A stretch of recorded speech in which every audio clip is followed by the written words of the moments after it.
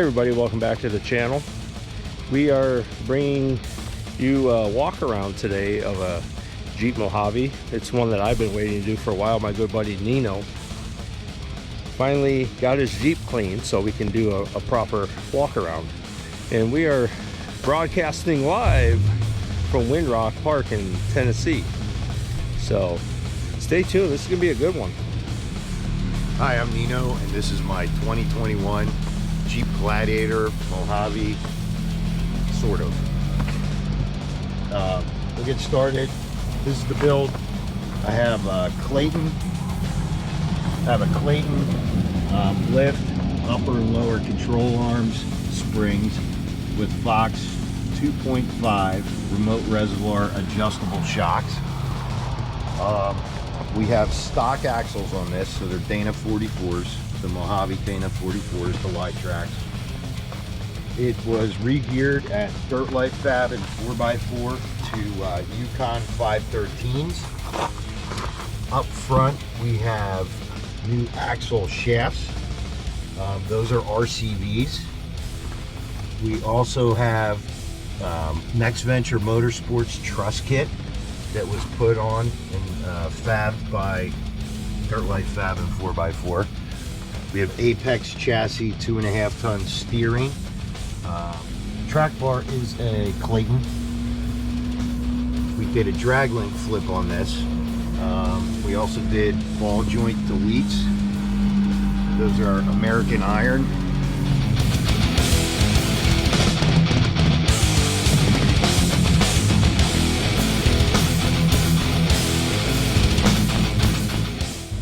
Okay, next, wheels and tires.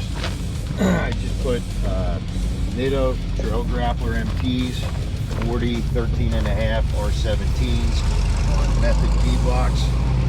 This is my second time wheeling with those. I have Rock Hard rock slider. This thing's pretty beefy. It bolts to the body mounts. And as you can see, it has taken some abuse and not moved an inch and saved a bunch of stuff.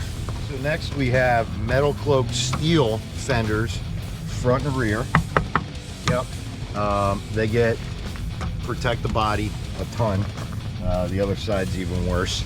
Have you ever had any issues with the fenders pushing into the body? No, not at all. And this thing, this is a heavy rig, and I've had full weight on these things on both boulders and trees. Okay. I know that's a concern a lot because the plastic ones give. Sometimes these cause more damage. These do not give. Okay. However, I've had no body damage whatsoever. Good. One of my favorite things about this build is the sway bars. I have both front and rear. The rear relocates to the top of the frame, just like an in-air rock. And to disconnect, it's that easy. So with that switch, now you're ready to go off-road? Correct. And it's only on this side that you have to do it? It's only on one side. Okay. The front, same thing. It's this cam lever. And just like that? We're flipping. The sway locks, they're a different technology. They use 2 bars, one within each other, to get a stiffer on-road rate, and then you have total articulation off-road. So you don't get that floaty feeling that people like me with anti-rocks get? Nope, not at all. It actually stiffens it up over the factory sway bars. Awesome. Yep. Yeah, it was awesome. I have Synergy high steering kit on this. That was welded in. Quinn at Dirt Life welded that to my front axle. We have Synergy in here, just like you have. We have the steering upgrade, so it bolts into the factory steering box, the steel box, and then I also have the Pitman arm. So you're not even running a PSC or any kind of hydraulic assist yet? No hydraulics. Okay. Nothing. So how's this drive, or how's this steer at slow speeds with 40s? Off-road, it's fine. Okay. Off-road. Aired down on the road, not so good. Which we found out getting coffee this morning. Yeah.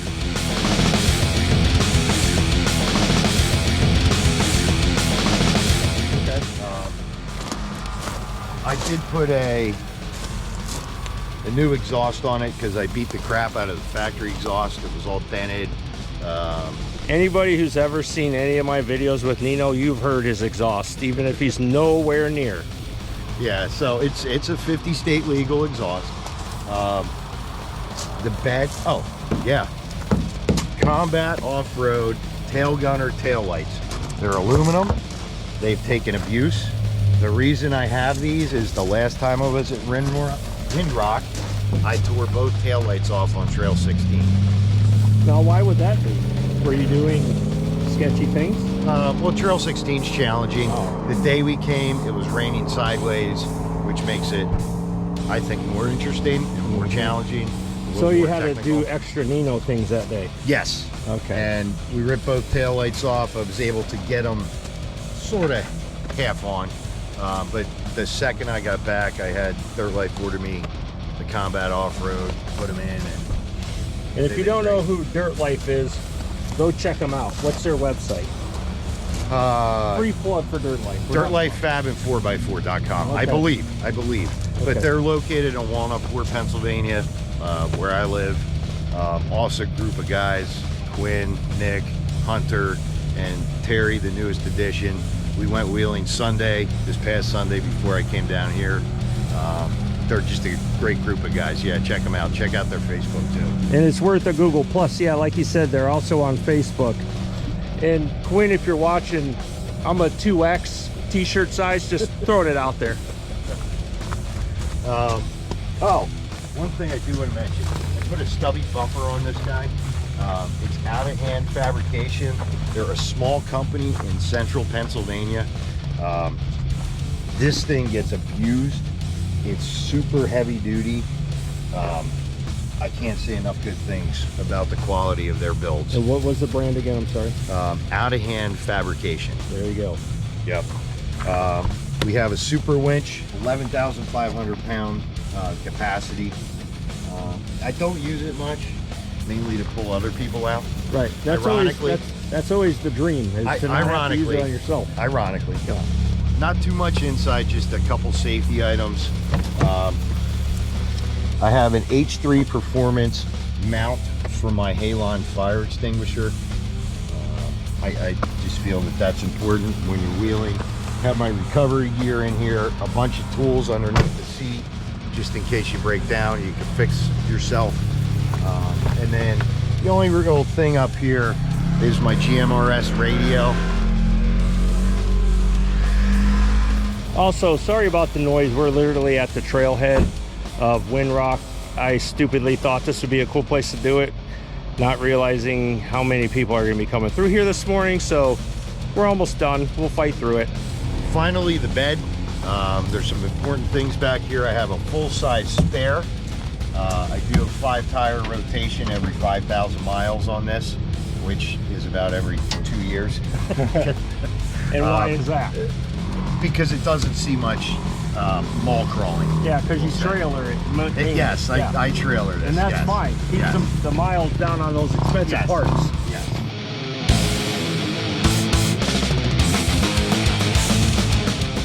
All right, so spare tire, full size, and then we have max tie down, 3-point strap, keeps it nice and secure, never moves around. I have a Pro Eagle off-road jack underneath the cover here. And then finally, I have 2 CO2 tanks, my power tank. In case I do need to air up, I can. And all the tools for that are underneath the rear seat. And that's it. That's my build in a nutshell. Stay tuned, more to come. All right, that's going to wrap it up for this 2021 Jeep Gladiator Mojave, owned by my good buddy Nino. So hope you enjoyed the video, and until next time, take care.